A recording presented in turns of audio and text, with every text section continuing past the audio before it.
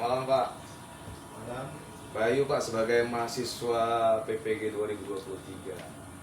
Ini Bapak, terus nama Bapak apa nih Pak? Oh, kenalan ya kita dulu ya. Iya. Nama saya Edwin Ramadansa. Edwin Ramadansa Pak ya. Apa tuh Pak? Apa detailnya ada? Oh, ada Edwin Ramadansa SE.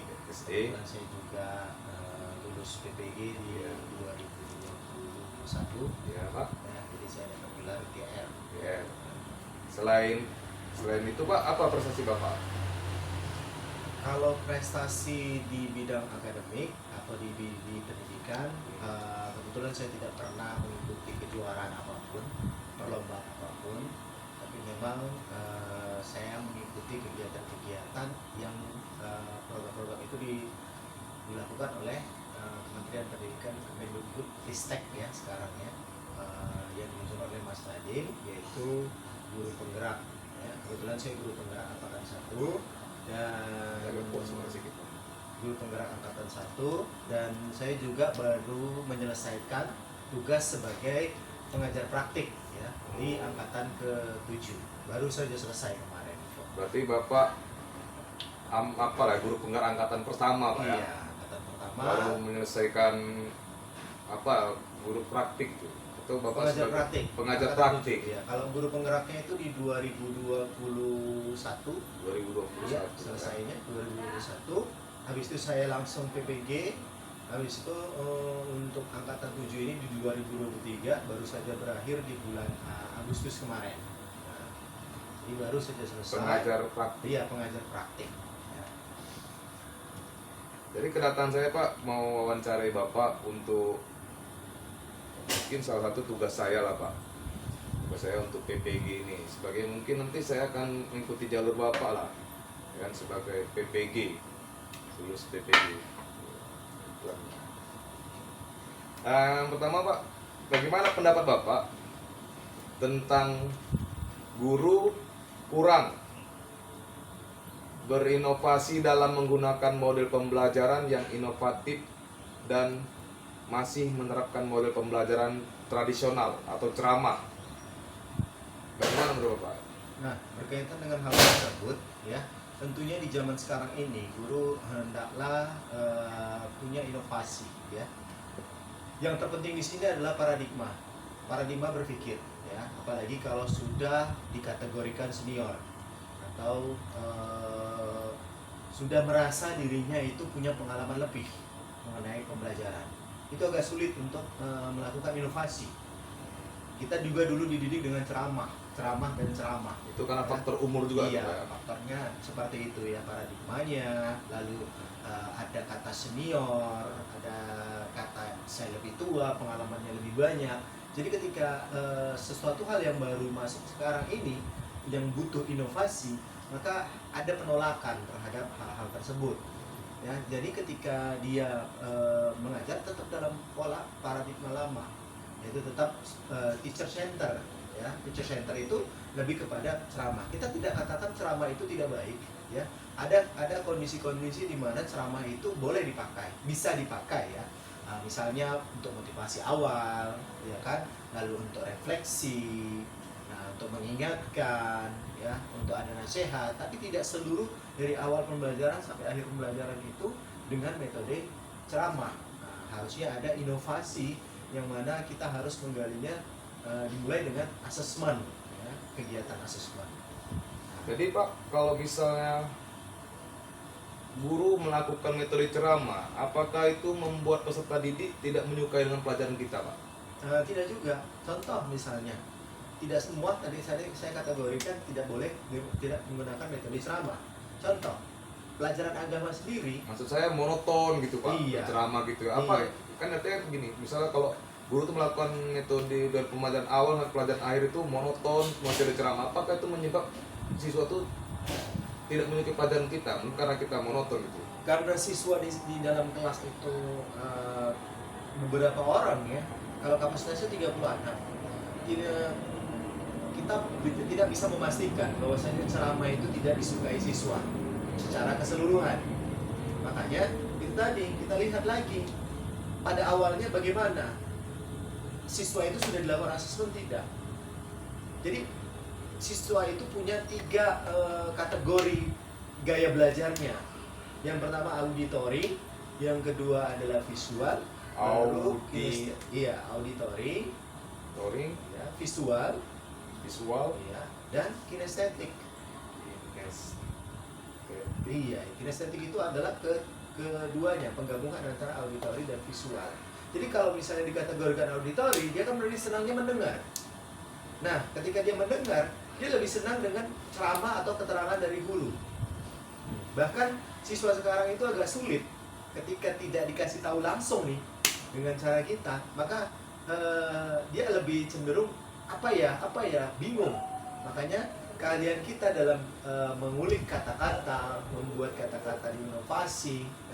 Nah, kita bahas dulu, apakah itu dikategorikan ceramah? Apa itu ceramah itu yang bagaimana sekarang?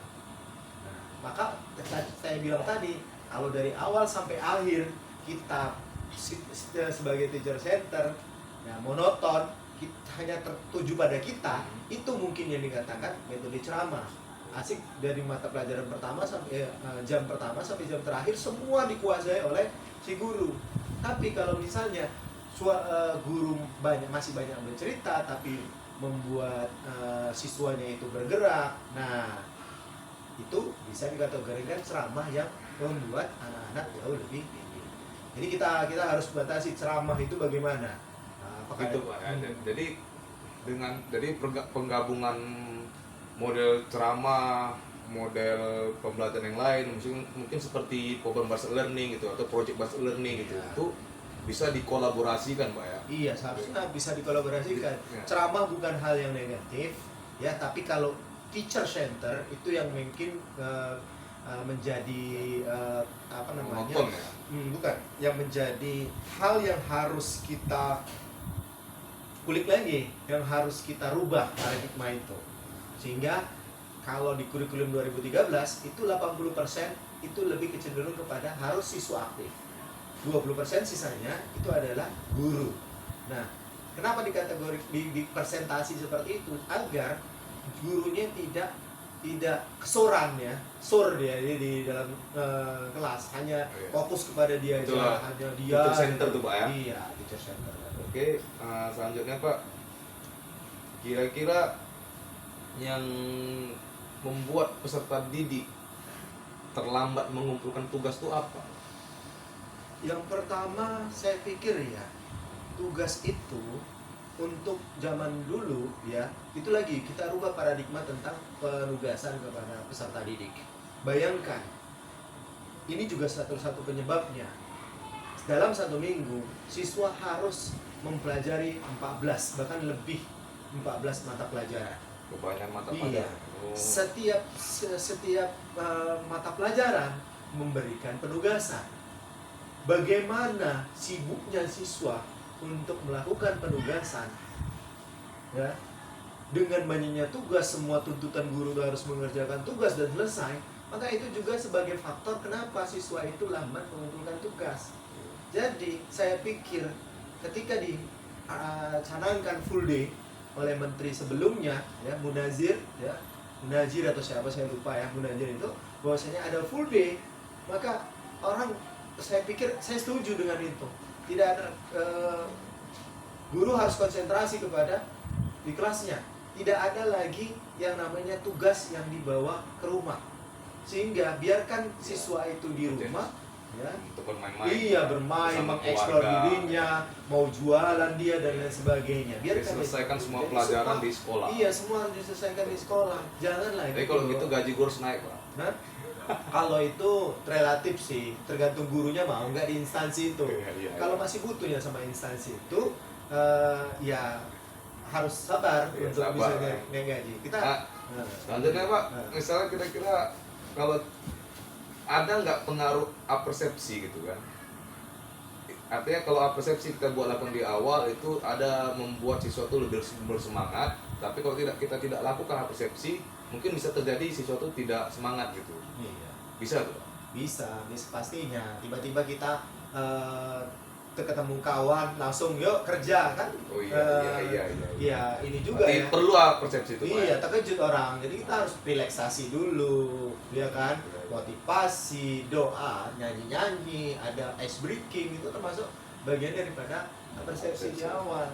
Nah, moodnya siswa itu digali dulu. Bila perlu, ajak semua siswa untuk bergerak sehingga pembelajaran itu jadi lebih hidup. Jadi bagaimana kalau selanjutnya Pak, bagaimana kalau tanggapan Bapak tentang rendahnya minat literasi peserta didik dalam memahami materi pelajaran kita? Literasi ada hubungannya dengan visual ya. Nah, jadi karena dia senangnya auditori ya, visual, lalu harus berpikir membaca, banyak hal yang harus kita perhatikan tentang literasi dan bagaimana guru itu membuat anak bisa mengerti, tapi disebut juga dengan literasi. Contohnya dengan menggambar tentang infografis, membuat penugasan tentang kesukaan si anak ya. Jadi kan itu termasuk asesmen non kognitif.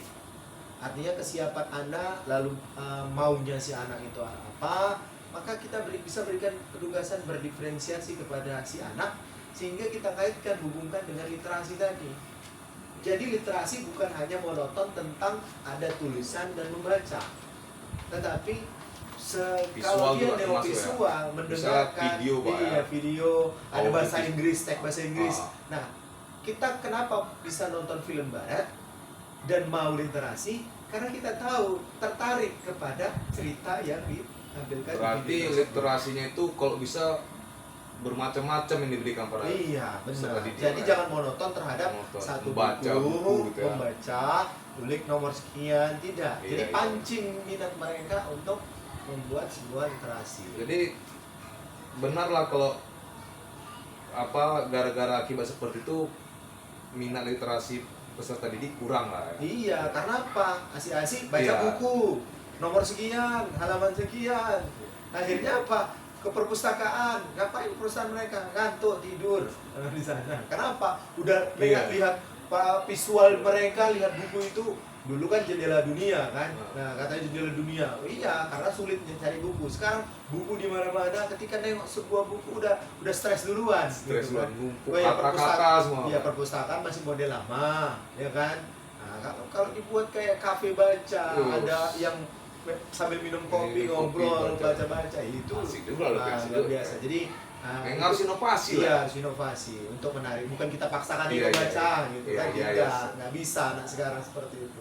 Jadi kalau misalnya selanjutnya Pak, kira-kira apa penyebab siswa itu dia ketika itu diperintahkan sama guru tidak membawa alat dan bahan? Yang pertama adalah itu tadi, karena tidak adanya diferensiasi pada pembelajaran. Iya, ya. Jadi kita nggak tahu kesukaan ini anak apa. Setiap anak itu berhak untuk melakukan cara yang berbeda untuk melakukan tugas kita.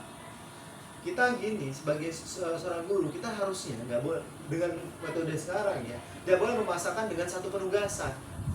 Jadi kalau anak sukanya nyanyi, maka bisa diutarakan tugas itu dengan cara membuat lagu, bernyanyi, sehingga mata pelajaran yang kita bisa terkait dengan hobi mereka. Kalau kita tidak melakukan diferensiasi, kita nggak tahu siswa ini ternyata ekonominya kurang. Kalau ditinjauan dari segi ekonomi ya, gitu alat kan. Ya. Artinya kita harus paham, ini nggak ada benar. Gitu. Kita harus tahu ini mampu gitu. Atau ini memang dia nggak pandai kan gitu kan. Kadang-kadang terkendala itu masalah ekonomi tadi. Kita suruh beli ini A, B, C, D, harus pribadi, tidak berkelompok. Sedangkan kalau berkelompok pun dia belum tentu mau patungan ya untuk membawa alat. Jadi yang kita harus pikirkan ini bisa tidak siswa itu mencukupi alat tersebut. Jangan asik enaknya kita aja untuk ini ya, untuk ya ini tugas. Harus dipaksakan, harus ada, tidak seperti itu. Jadi kan selanjutnya Pak, dari bicara literasi tadi itu kan audio visual mungkin siswa itu lebih tertarik. Dengan cara seperti itu kira-kira mungkin motivasi siswa untuk berliterasi untuk mencari yang lain bisa tuh Pak ya? Bisa. Artinya termotivasi dia, ternyata literasi itu nonton gitu enak asik gitu ya. Jadi nanti mungkin bisa lah deh kira-kira untuk mencari di media sosial atau di YouTube gitu ya. Iya. Bisa tuh Pak. Iya, dengan mencarinya dia berusaha untuk membaca. Tentunya dia mengetik, searching, Iya. ya kata kunci. Nah, ketika kata kunci dia membaca. Nah, bagaimana kalau misalnya cara tersebut itu dibalikkan ke pelajaran kita? Cari sesuai inovasi yang mana supaya suka dengan mata pelajaran kita. Gimana ini? Buat suara kita. Selanjutnya Pak, bagaimana menurut Bapak ketika ada peserta didik sulit mengembangkan ide-ide kreativitasnya dalam pelajaran kita? Contoh misalnya Pak, kalau mendesain dia buntu dia nih, atau dia disuruh ya menggambar tapi dia buntu tanya. Bagaimana menurut Bapak cara mengembangkan idenya itu? Ya, analoginya seperti ini. Jadi kalau ada batu korek, ya, kalau misalnya kita liatin aja atau kita senggol gini atau kita pegang, itu nggak akan bisa itu. Jadi harus ada pemantik. Iya. Jadi ini ada batu korek. Ibaratkan siswa itu adalah batu korek. Kita harus ciptakan pemantik untuk dia supaya dia bisa terbakar. Lagi-lagi motivasi Iya. guru ya Pak. Bukan motivasi. Bukan motivasi itu Pak. Bukan. Lebih kepada bagaimana cara kita supaya mengajak dia untuk berpikir. Ketika terjadi kebuntuan, maka kita olah, kita wawancarain anaknya sehingga dia mampu untuk oh iya ya seperti itu. Dengan kata oh iya ya, maka dia mau berpikir. Jadi ciptakan masalah terhadap dia, ya, dan itu merupakan dianggap sebagai masalah dia. Ketika dia anggap sebagai masalah dia, maka dia coba untuk menyelesaikan masalahnya. Tapi kalau misalnya dia belum punya masalah atau tidak bermasalah dengan permasalahan yang kita kasih, nah dia nggak akan dia anggap cuek, bukan masalahku kok. Oh gitu. Ya, jadi kita ciptakan aja masalah untuk dia. Selanjutnya Pak, apakah salah satu sulit mengembangkan ide dan kreativitas itu adalah ketika siswa itu tidak membawa alat dan media gitu? Tidak juga. Sekarang gini, sekarang pertanyaannya gini, gurunya yang kurang punya ide atau kreatif, atau siswanya yang tidak punya ide? Untuk memunculkan ide si anak, kita harus punya kreativitas. Jangan memaksakan kreatif. Banyak guru seperti itu, menuntut anak beride atau berkreativitas. Tetapi si guru cuman hanya perintah dan tidak menunjukkan ide atau kreativitas yang dia bangun. Nah, itu dia. Nah, jadi bukan faktor masalah alat dan lain sebagainya. Semua gunakanlah aset yang ada pada kelas. Gunakanlah aset yang ada pada si siswa itu sendiri. Maka aset itu menjadi sebuah pembelajaran bagi dia. Jadi nggak ada kata menyerah, nggak ada kata alat menjadi kendala. Iya, alat menjadi kendala. Tidak. Misalnya gitar, kita hari ini belajar gitar. Kalau nggak ada gitar, ya sudah, kita gambar gitar itu dalam bentuk kertas, ya kan? Ya udah, kita ini namanya C, ya. Nah, terserah dia ketika nanti dia di warung di mana bisa menerapkan itu, walaupun tidak semua harus punya gitar semuanya. Seperti itu Pak Bayu. Selanjutnya Pak, boleh Pak lanjut ya? Boleh lanjut. Bagaimana pendapat Bapak tentang beberapa peserta didik kesulitan memahami dalam menggunakan alat yang kita, misalnya contoh gini, lagi-lagi memang alat nih Pak, maksud gini, saya kan sebagai guru seni rupa gitu kan, kita ya anak-anak ini kita bawa alat misalnya krayon atau pensil gitu kan, tapi mereka sulit menggunakan itu, memahaminya itu, mulai dari cara menggunakannya, tekniknya gitu. Bagaimana menurut Bapak? Itu lebih kepada tadi ya, lagi-lagi kita harus memahami dari awal si anak ini Guru ya. Iya, guru lagi-lagi harus memahami setiap pribadi siswa. Bisa nggak ya dia di awal asesmen tadi dia siap nggak dengan apa yang mau kita terapkan. Nah, kita tes dulu. Kalau misalnya dia tidak pandai menggambar dengan coret-coret, maka bagaimana dia membuat garis lurus? Garis lurus bukan hanya ada yang seorang yang langsung garis bisa lurus, ya kan?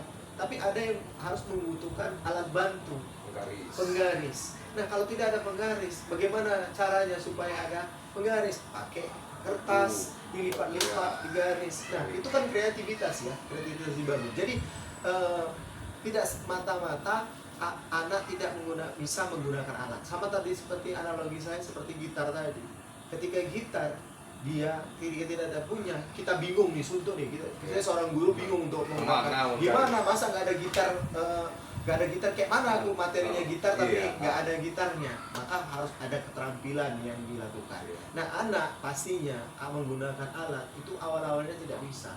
Maka harus kita ingat sosun tulodo, ingat sumangun tuturi handayani, ya. Kita harus nonton tuh yang di ininya, harus nonton ini caranya. Memang harus ekstra sabar. Sabar. Iya. Kita tidak bisa membedakan antara anak SD dengan anak SMA. Kadang-kadang anak SMA itu seperti anak SD. Nah, bahkan seorang kita ngajari teman guru yang lain itu ya lebih lebih anak SD, saya pikir seperti itu. Jadi perlu kesabaran. Sabaran ini. Iya, kesabaran. Jadi pastilah nggak ada anak yang bodoh, pasti mampu menggunakan alat kalau kita mau sabar. Iya. Luar biasa Pak ini. Ini. Lanjutnya lagi-lagi memang bicara alat, tapi udahlah. Saya dapat tadi apa Bapak sampaikan tadi, masalah alat itu tidak jadi masalah, ya kan? Nah, selanjutnya bagaimana menurut Bapak peserta didik belum mampu berpikir secara kritis berkaitan dengan materi hot?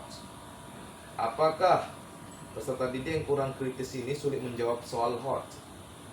Kemudian kira-kira penyebab peserta didik tidak menjawab materi hot itu kenapa? Dan apalah kira-kira solusinya, Pak? Iya. Jadi gini, Pak Bayu. Contoh analoginya gini, matematika. 1 tambah 1 sama dengan 2. Lalu anak-anak berpikir, untuk apa ini 1 tambah 1 sama dengan 2? Soalnya begitu sederhana, 1 tambah 1 sama dengan 2. Tapi kalau kita buat pertanyaan yang lebih menarik, contoh dalam kehidupan sehari-hari dia, kembali lagi ke asesmen, soal-soal asesmen. Ada satu barang di toko, jalan-jalan ke mall. Anak-anak jalan kita ke mall. Ada barang itu punya diskon. Ada yang diskon 50%, ada yang 50%, ada yang 70%, ada yang 50% plus 20%. Nah, kalau soalnya kita bangun seperti itu, maka anak-anak akan mampu berpikir kritis. Jadi soal itu kita buat sebagai ilustrasi atau hipnosis dulu, baru kita suruh anak-anak tuh menghayal dulu. Iya, menghayal. Menghayal dengan kegiatan sehari-hari Iya. atau lingkungan dia, tuh ada kasih pertanyaan. Seperti itu. Lagi-lagi itu tadi, ciptakan masalah untuk si anak. Kalau anak tidak merasa itu masalah dia, maka akan sulit dia berpikir kritis. Maka dia akan bingung, apa yang guru bilang ya? Ngapain ngomong kayak gitu? Nggak relate ya, nggak relate dengan kehidupan sehari-hari. Tapi kalau kita cerita tentang relate-nya kehidupan sehari-hari, maka mereka diantusias. Oh iya ya Pak, betul Pak. Seperti itu. Jadi kalau nggak relate, ya udah cuek aja. Maka ya sudah, mata pelajaran kita, kalau kita mengulik materi yang mau kita hubungkan dengan kehidupan sehari-hari anak-anak kita nggak mampu ke sana, maka akan sulit untuk membuat anak itu berpikir kritis, untuk menjawab pertanyaan-pertanyaan hots. Kenapa? Karena dia nggak mau membahas itu. Gitu. Oke, Pak. Jadi akan membuat anak jadi beku, ya suntuk. Udah apa ini ya? Udah ajar A, B, C, D. Ya Pak, closing statement Pak. Ada kira-kira Pak closing statement untuk apalah bagaimana inovasi model pembelajaran guru ini sebenarnya gitu kan? Gini, saya bilang gini kan, kita terlalu jauh untuk berpikir yang macam-macam untuk berinovasi. Padahal cari yang dekat kita, cari situasi, gunakan aset yang ada di sekitar kita, gali potensi diri kita, gali potensi anak didik kita, cari masalah. Makanya sesuatu hal itu merupakan keresahan yang sama. Dibentuknya komunitas yang ada di manapun seperti itu adalah merupakan keresahan. Kalau sudah punya keresahan yang sama, maka komunitas itu akan hidup. Maka jadikanlah kelas itu merupakan sebuah komunitas.